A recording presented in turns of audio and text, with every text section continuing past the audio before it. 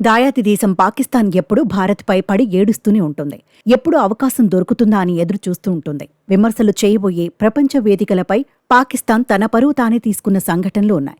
అలాంటి పాకిస్తాన్తో కలిసి భారత్ ఒక సంయుక్త ఆపరేషన్ చేపట్టింది. అరేబియా సముద్రంలో ఈ ఆపరేషన్ జరిగింది.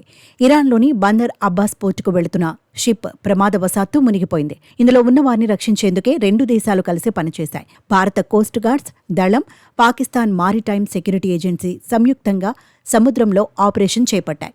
భారత్ కోస్ట్ గార్డ్స్ దళాలు 12 మందిని కాపాడాయి. ఇందులో పాకిస్తాన్ మారిటైమ్ సెక్యూరిటీ ఏజెన్సీ సాయం కూడా ఉన్నట్లు అధికారులు వెల్లడించారు. ఎంఎస్వి ఏఐ పిరాన్పేర్ అనే వాణిజ్య నౌక భారత్ జలాల వెలుపల పాకిస్తాన్ సెర్చ్ అండ్ రెస్క్యూ పరిధి సమీపంలో మునిగిపోయింది. ప్రమాదం గురించి ముంబైలోని మారిటైమ్ రెస్క్యూ కోఆర్డినేషన్ సెంటర్కు సమాచారం అందింది. దాంతో వెంటనే గాంధీనగర్లోని ఇండియన్ కోస్ట్ గార్డ్స్ హెడ్ ఆఫీస్ను అప్రమత్తం చేసింది.